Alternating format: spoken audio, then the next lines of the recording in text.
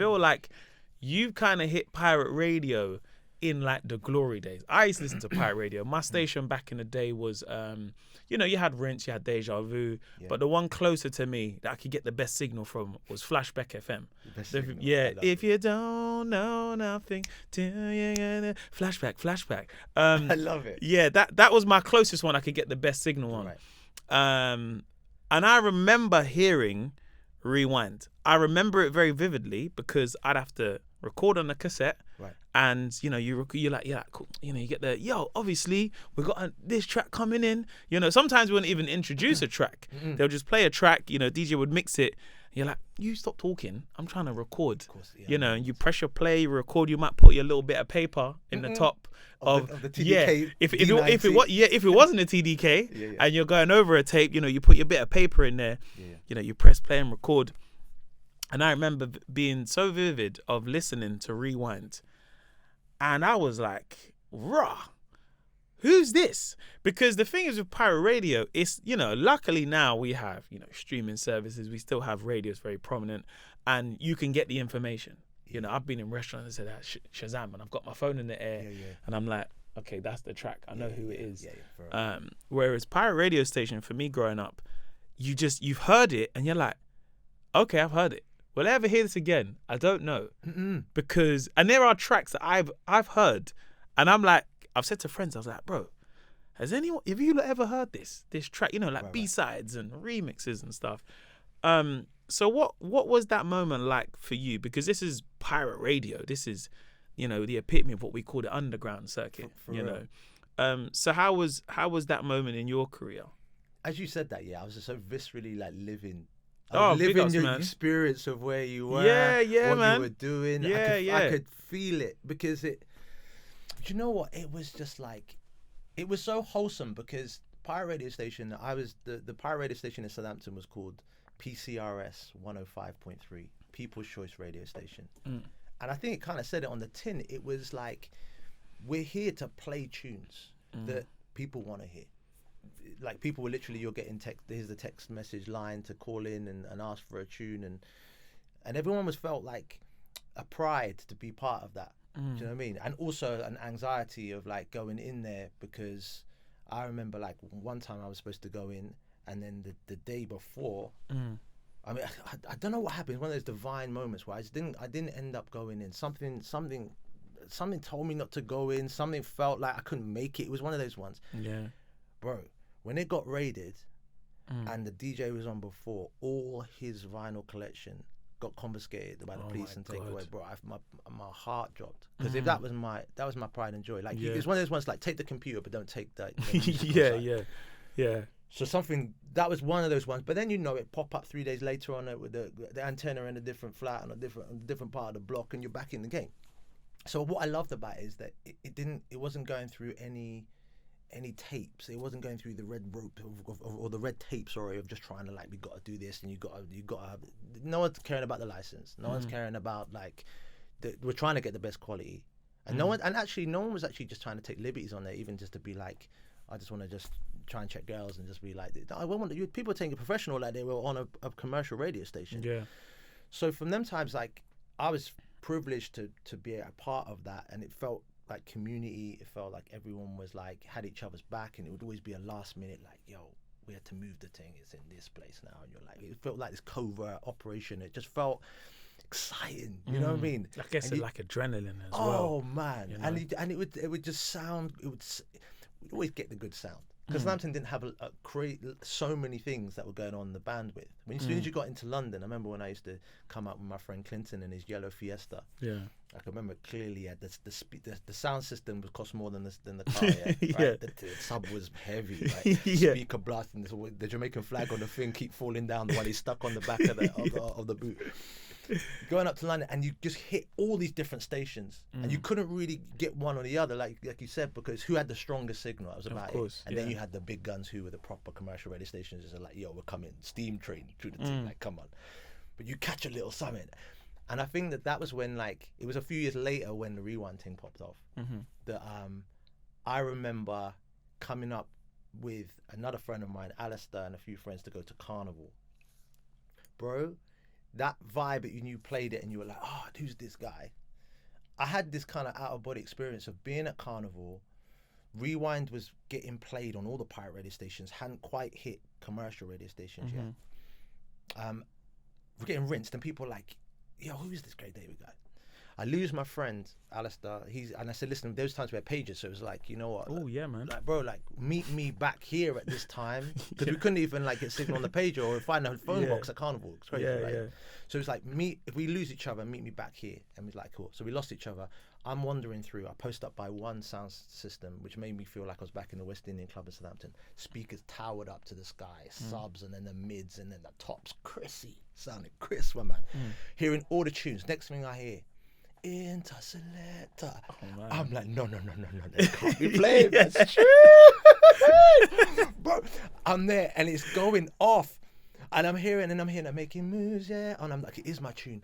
And I'm like, man. Then I'm hearing like, there was so many beautiful people vibing, you know, the sun was glorious, yeah? Yeah. And they say, Great David all over you. And I'm like, no, this is a mad thing. But nobody knows who that man is. Oh, man. So I'm just stood up by the speakers just like, this is like wild.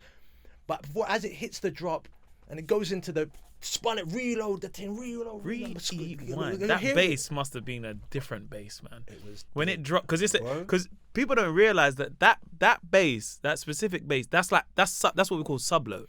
That's the it goes, you feel it through your body. Do you know what I mean? When you hear it on big speakers, it's not like bass that we know. It's like it's different. It's different bass, like, man. You know, in the studio, I remember with Mark, like the whole, like Mark Hill, who's like the part who wrote the first album with me, Born to Do It. And it was him and Pete Devereaux, and they were the Artful Dodger at the time. And that tune, when the bass was getting played, we had different bass sounds, but there was just one. Yeah. I said, yo, because it was that space. Yes. I was just like, yo. So when it hit, bro, and they rewound the tune like 5 times. No lie, I'm not trying to gas it up yet. And I remember people going nuts. And I was just like, bro, should I go to the DJ and just try and see if I can grab the mic? Yeah. And then the other part of me is like, no one's going to believe who I am if I try and do it. And the DJ was fire and everyone was rammed. And I was just like, I just lived in the moment of it happening. Wow. And what was so wild about it is that I felt like a ghost, like in the scenario. In that scenario, I would never experience again, where, because after that film, Ian dropped and people saw the video and knew who I was. But up until that point, no one knew who I was. They knew the name and the Artful Dodger. So it's going off. Imagine like you being able to go to being at the O2. And you say the joke, you say the line that goes off, and then you're in the crowd with everyone just sitting and watching it. Like, this is mad. And it's getting forwards, bro, I'm forwards, and you're just there. I was just like, when is this ever gonna happen? And my life changed. I never got that moment again. And even when I told Alistair, my friend, he kind of was like, did it really go off? I said, bro, no, it went off differently. He said, I did hear it though. I heard it when I was over at this other sound system. I was like, bro, it went off 5 times and I had the best sound and I was just there. So it was crazy, man.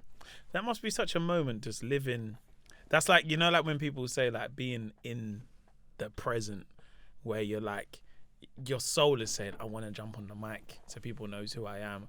I also want to like take this in and just see people listen to my track and experience it. And you know, sometimes I have I won't say I have those moments, but there are times where I'm telling some material and people are hearing it for the first time and they're laughing, and I'm like, I got the next bit. I'm like, I just want to take this in a little bit. Do you know what I mean? That must be I mean, I've got the utmost respect for you to go thanks, out and be in front of a crowd and to do stand-up comedy, because there's a lot of moving parts. And even though you're the shepherd and you're leading everyone, right? So you're the one you can always flip on a dime when you're like, yo, it's going left here, I need to take it here. But then when you got someone in the crowd, and I've seen how you interact with people in the crowd, I'm like, that's a skill set. That's freestyle. Because you can have the catalogue of things, but you're just like real time. I still got to captivate the crowd, make sure they're still in tune with me. I've got to come with the lines. I know I want to get here, but the guy's over there. And then now someone else has joined in and said something else and took me away. You've got to flow. And I'm just like, just to be in your mind for a moment. That's why I have utmost respect when people do live performances, because you can write behind the scenes, you can do all that stuff, but when you're actually out in front of a crowd, it's a different kettle of fish. The exposure is... It's different. A different level of exposure, man. Brother, no, thank you, it's man. Like, I see it and I'm like, deep it, and you're talking Robert Williams and Jim Carrey, and I'm like, watch it because they're funny, but they got the things. They're reading the crowd. They're like, well, I can't imagine what goes on in the mind. Because you with stand up, it's interesting, like the correlations of music, because in our head we have our set list. Like musicians, you have our set list. We have to practice it. We know the lines, you know, and what people like and what they want to hear. But then I don't know if you have this. Me as a stand up, I'm like, I want to tell that new bit, you know. Like, and I always think the musicians also have that bit where they're like, I know I'm gonna get onto this track, but I would like to just jam. Like, do you know what I mean? Like, where you're like, and I guess it's harder because you have even more moving parts. You know, you got a whole band, you got backing singers. So for you to, for me to say, like, you know, I'm a tour manager, my team, and they know, they're like, yeah, he's enjoying himself. He's doing new bits that is gonna make the show run over, but hey, they're laughing. Right. So I guess that must be even more difficult as a musician, where it's like, yeah, we're gonna get onto that song, but I've got this bit that I've tried in the studio. Can we? Do you know how is that for you as a musician? You want to flex. You wanna do fresh. You wanna be in and try things out, right? I think that's the beauty of anyone who's creative, is that you never want to rest on your laurels of what you've done in the past. Like, you know, certain things are gonna go. You know, like, you know, I mean, you can say it. You got that saying, or you got this sketch, or you got this song. You know, it's gonna go. And you want to hit with the new. And it's just, I feel like time has shown me to know when and where to do that. Of course. Because also there's, on the flip side of it, is to recognize that a crowd of people have come, and a lot of times because they want to hear a song that gives them a memory of where they were, who they were with. There's the nostalgia. New music, they're receptive, but they're like, we don't really know it, so don't kind of take it, don't feel any type of way if we don't go crazy because we don't really know what we're supposed to be doing here. I like the beat, I like the bass, but how do you expect me to know the lyrics, right? Unless you've got the craziest hook, like, from you off, right? So I just find like I'll dip my, especially with my TS5 DJ sets, I can dip my toe in and play something for a moment and very quickly read the crowd if I need to just like, we've done this. I remember playing Rewind, talking of that, back in the day, and doing a litmus test on the crowd to find out if that bass was working, to find out if the vocals. So I'm playing it.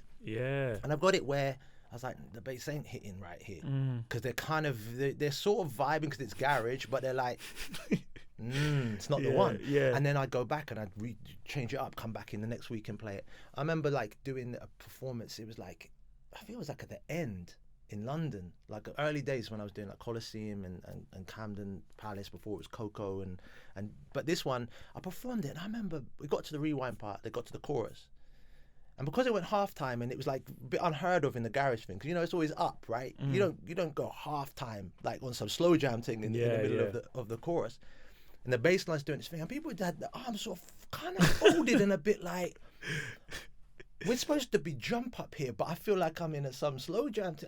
And I was thinking, bro, is this gone left? And then weirdly enough, over time, that was actually the USP of that tune. It was the thing that set it aside from any other thing that was going on. Because then everyone referenced that, like, oh my God, it goes halftime and it does just the bass line alone. It's like, it's so courageous to do that. It's not got that, it's just, hold it. Oh gosh, what's going on here? And a couple of mad sounds, like some kind of screeching of a car and a mad thing.